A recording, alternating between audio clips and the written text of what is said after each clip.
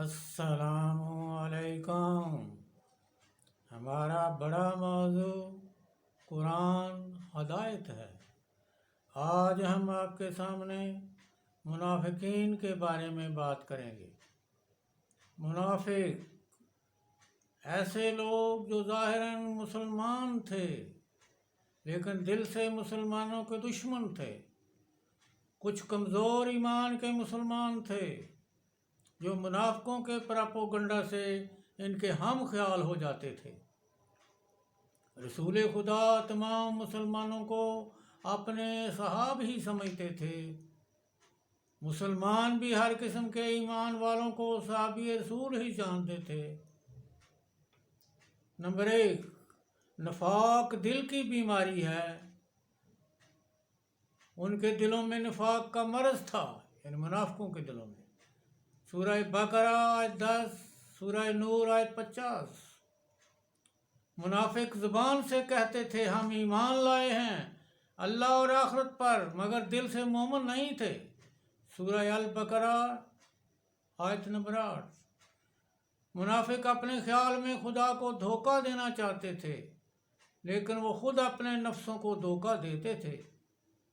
سورہ نساء 142، سورہ البقرہ آیت 9۔ منافق زبان سے کہتے تھے ہم اللہ اور رسول پر ایمان لائے اور اطاعت کی، لیکن ایک گروہ روگردانی کرتا تھا۔ سورہ نور آیت 47۔ منافق تمام مومنوں کی طرح ایمان نہیں لاتے تھے بلکہ عام مومنوں کو بیوقوف بناتے تھے۔ سورہ البقرہ آیت 13۔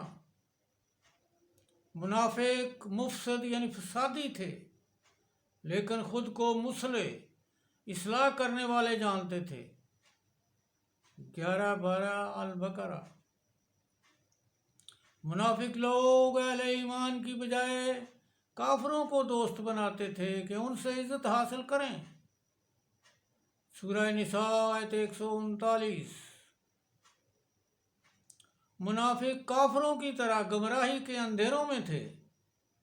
سورہ البقرہ آیت 17۔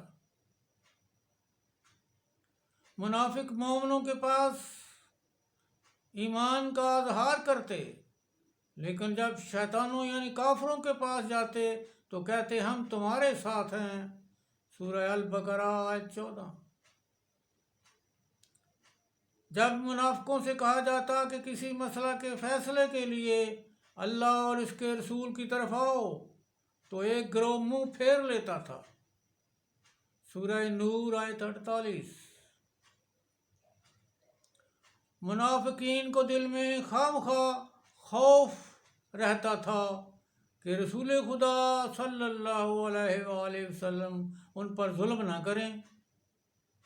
سورہ نور آیت 50۔ منافقین کو اگر فائدہ مل جائے تو عاجزی سے رسول خدا صلی اللہ علیہ وآلہ وسلم کے پاس آتے ہیں۔ سورہ نور آیت 49۔ جب مسلمانوں کو جنگ میں نقصان پہنچتا ہے تو وہ کہتے ہیں کہ اللہ کا شکر ہے کہ ہم مسلمانوں کے ساتھ نہ تھے۔ سورہ نساء آیت 72۔ اگر مسلمانوں کو مال غنیمت ملے تو منافق کہتے کہ یہ اللہ کی طرف سے ہے، اگر نقصان پہنچتا تو کہتے یہ رسول پاک صلی اللہ علیہ وآلہ وسلم کی طرف سے ہے۔ سورہ نساء آیت 78۔ جب مسلمانوں کو جنگ میں مال غنیمت ملتا یا کامیابی حاصل ہوتی تو عاجزی سے حسرت سے کہتے کہ کیا ہم نے آپ کا ساتھ نہیں دیا۔ سورہ نساء آیت 73۔ مومنوں کے راہ خدا میں دل کھول کر خرچ کرنے کو منافق شیخی سمجھتے تھے اور ان مومنوں سے ٹھٹھا کرتے تھے، مذاق کرتے تھے۔ سورہ توبہ آیت 79۔ مومنوں کو جب میدان جنگ میں شکست ہوتی تو منافق کہتے کہ ہم نے تم کو جنگ پر جانے سے منع نہیں کر دیا تھا؟ مومنوں کو فتح ہوتی تو کہتے ہم تمہارے ساتھ نہ تھے۔ سورہ نساء 141۔ اللہ تعالیٰ نے رسول خدا صلی اللہ علیہ وآلہ وسلم کو ان منافقین کی نماز جنازہ پڑھنے اور ان کی قبروں پر کھڑے ہونے سے منع کر دیا جنہوں نے مسجد زرار بنائی تھی، جن کا نام لے کر وحی کے حکم سے آپ نے ان کو مسجد نبوی سے نکال دیا تھا۔ ان کی تعداد 10 یا 15 تھی۔ سورہ توبہ آیت 84۔ اللہ نے رسول خدا صلی اللہ علیہ وآلہ وسلم کو منافقین کے لیے دعائے مغفرت کرنے سے منع کر دیا، روک دیا۔ سورہ توبہ آیت 80۔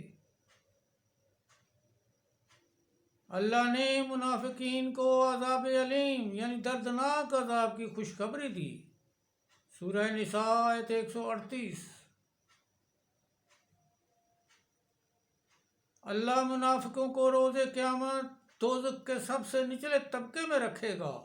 سورہ نساء آیت 145۔ اللہ منافقوں اور کافروں سب کو دوزخ میں جمع کرے گا۔ سورہ نساء 140۔ منافقوں کی 5 نمایاں بڑی خصوصیات یا صفات۔ منافقین اللہ کو دھوکہ دینا یعنی دھوکہ دیتے تھے، خدا سے دوری یعنی نماز میں سستی کرتے تھے، ریاکاری دکھاوا کرتے تھے، عدم خلوص یعنی دل سے تسلیم نہیں کرتے تھے یا دل سے بات نہیں کرتے تھے، بے راہ روی یعنی وہ حکم خدا سے توڑتے تھے۔ سورہ نساء آیت 142 143۔